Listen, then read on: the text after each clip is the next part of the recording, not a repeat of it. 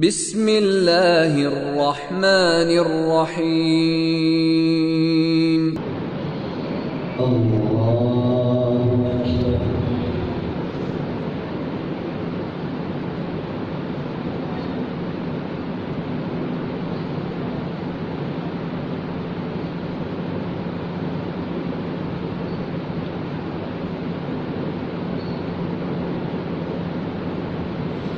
الحمد لله رب العالمين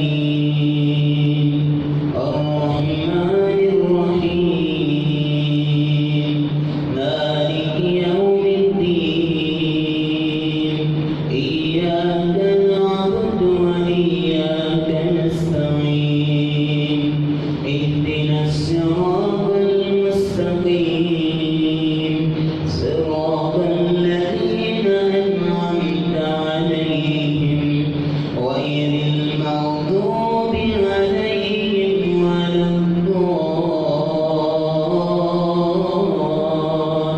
الضالين آمين. ويسألونك عن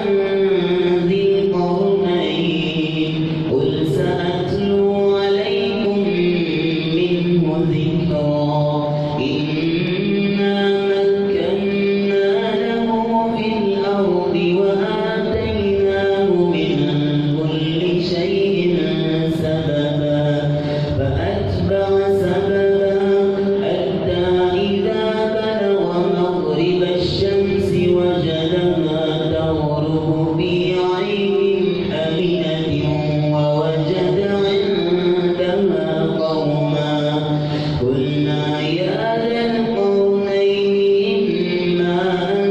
تعذب وإما أن تتخذ فيهم حسنا قال أما من ظلم فسوف نعذبه ثم يرد إلى ربه فيعذبه عذابا نكرا وأما من آمن وعمل صالحا فله جزاء الحسنى وسنقول له من أمرنا يسرا ثم أتبع سببا حتى إذا بلغ مطلع الشمس وجدها تطلع على قوم لم نجعل لهم من دونها سترا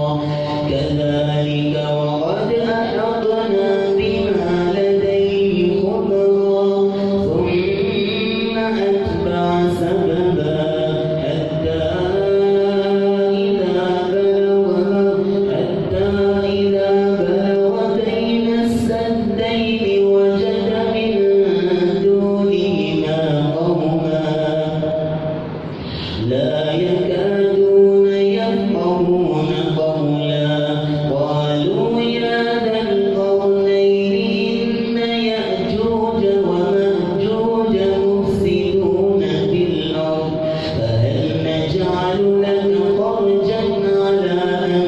تجعل بيننا وبينهم سدا قال ما مكني فيه ربي خير فأعينوني بقوة أجعل بينكم وبينهم ردما آتوني زبر الحديد حتى إذا ساوى بين الصدفين قال انفخوا حتى إذا جعله نارا قال آتوني أفرغ عليه قطرا فما استطاعوا أن يظهروه وما استطاعوا له نقبا قال هذا رحمة من ربي فإذا جاء وعد ربي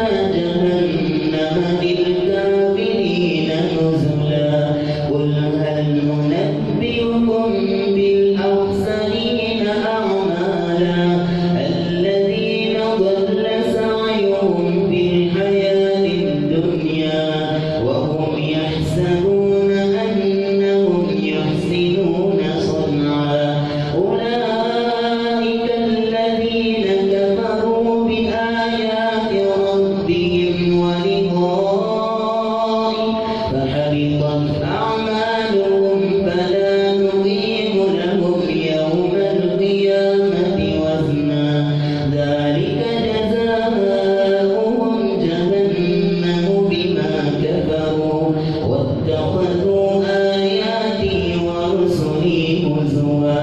إن الذين آمنوا وعملوا الصالحات كانت لهم جنات الفردوس نزلا خالدين فيها لا يبغون عنها حولا قل لو كان البحر مدادا لكلمات ربي لنفد البحر قبل أن تنفد كلمات ربي ولو جئنا بمثله مددا قل إنما أنا بشر مثلكم يوحى إلي أنما إلهكم إله واحد فمن كان يرجو لقاء ربه فليعمل عملا صالحا ولا يشرك بعبادة ربه أحدا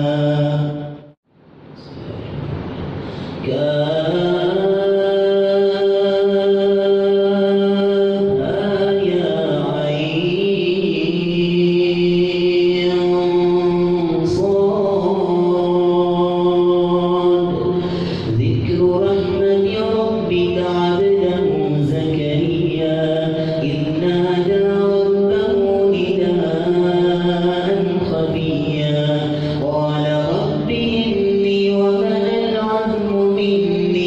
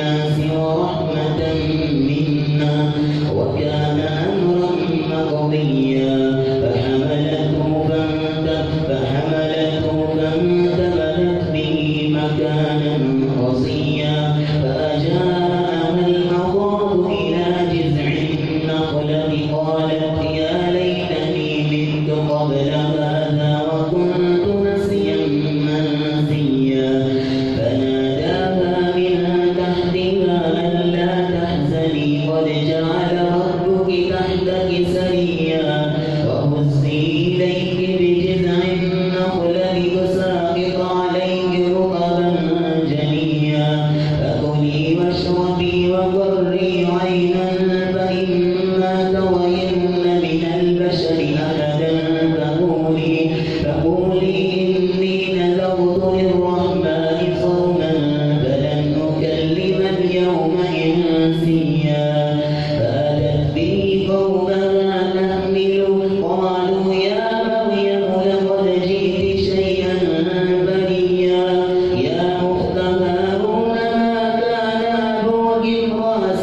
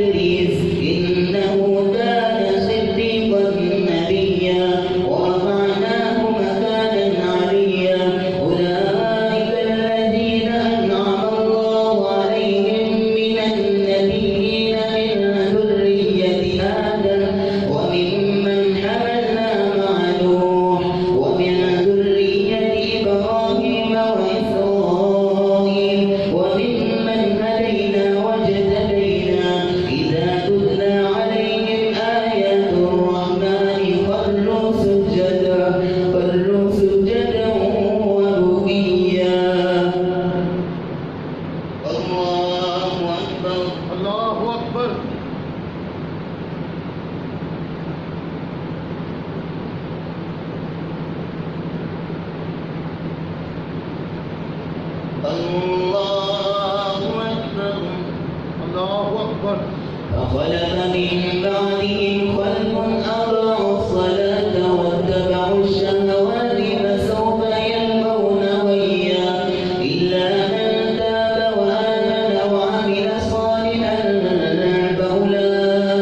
فأولئك يدخلون الجنة ولا يظلمون شيئا جنات عدن التي وعد الرحمن عباده بالغيب إنه كان وعده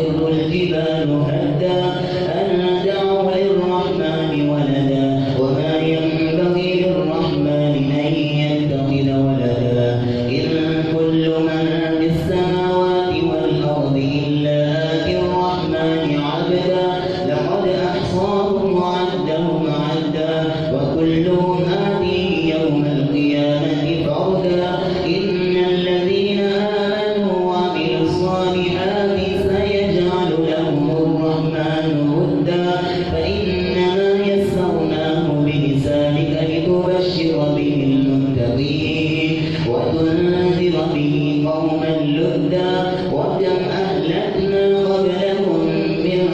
قرن هل تحس منهم من أحد أو تسمع لهم ركزا بسم الله الرحمن الرحيم طه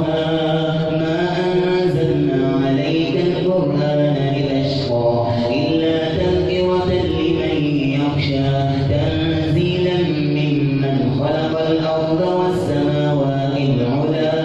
الرحمن على العرش استوى له ما في السماوات وما في الأرض وما بينهما وما تحت الثرى وإن تجهر بالقول فإنه يعلم السر وأخفى الله لا إله إلا هو له الأسماء الحسنى وهل أتاك حديث موسى إذ رأى نارا فقال لأهلهم كثوا إني آنست نارا لعلي آتيكم منها بقبس أو أجد على النار هدى فلما أتاها نودي يا موسى إني أنا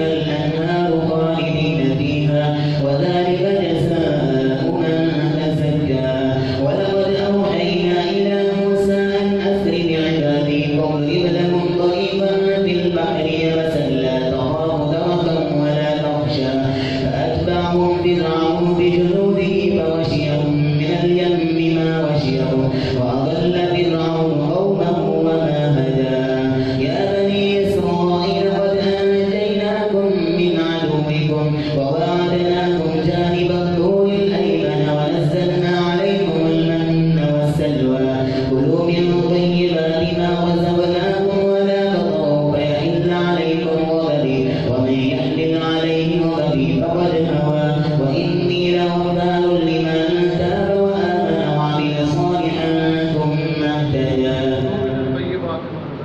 كلوا من طيبات ما رزقناكم ولا تطغوا فيحل عليكم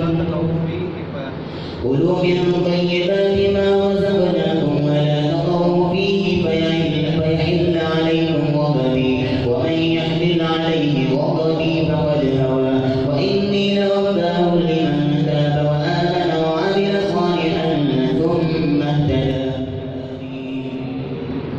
وما أعجلك عن قومك يا موسى قال هم أولئك على أثري وعجلت إليك ربي لترضى قال فإنا قد فتنا قومك من بعدك وأضلهم السامرين فرجع موسى إلى قومه غضبان آسفا قال يا قوم ألم يعدكم ربكم وعدا حسنا أفطال عليكم العهد أم أردتم أن يحل عليكم غضب من ربكم فأخلفتم موعدي قالوا ما أخلفنا موعدك بملكنا ولكننا حملنا أوزارا من زينة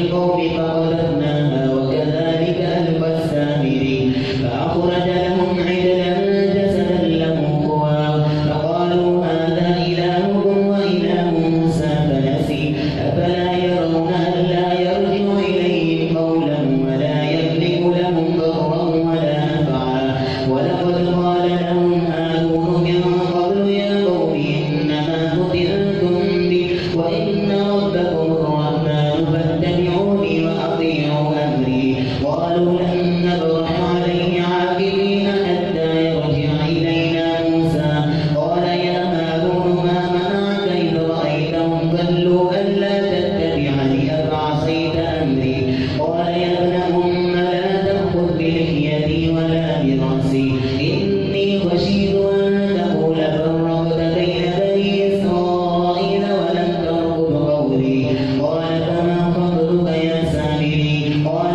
بصرت بما لم يبصروا به فقبضت قبضة من أثر الرسول فنبذتها وكذلك سولت لي نفسي قال فاذهب فإن لك في الحياة أن تقول لا مساس وإن لك موعدا لن تخلفه وانظر إلى إلهك الذي ظلت عليه عاكفا لنحرقنه ثم لننسفنه في اليم نسفا إنما إلهكم الله الذي لا إله إلا هو وسع كل شيء علما كذلك نقص عليك من أنباء ما قد سبق وقد آتيناك من لدنا ذكرا من أعرض عنه فإنه يحمل يوم القيامة وزرا خالدين فيه وساء لهم يوم القيامة حملا يوم ينفخ في الصور ونحشر المجرمين يومئذ زرقا يتخافتون بينهم إن لبثتم إلا عشرا نحن أعلم بما يقولون إذ يقول أمثلهم طريقة إن لبثتم إلا يوما ويسألونك عن الجبال فقل ينسفها ربي نسفا فيذرها قاعا صفصفا لا ترى فيها عوجا ولا أمتا يومئذ يتبعون الداعي لا عوج له وخشعت الأصوات للرحمن فلا تسمع إلا همسا يومئذ يتبعون الداعي لا عوج له وخشعت الأصوات للرحمن فلا تسمع إلا همسا يومئذ لا تنفع الشفاعة إلا من أذن له يوم لا تنفع الشفاعة إلا من أذن له الرحمن ورضي له قولا يعلم ما بين أيديهم وما خلفهم ولا يحيطون به علما وعنت الوجوه للحي القيوم وقد خاب من حمل ظلما ومن يعمل من الصالحات وهو مؤمن فلا يخاف ظلما ولا هضما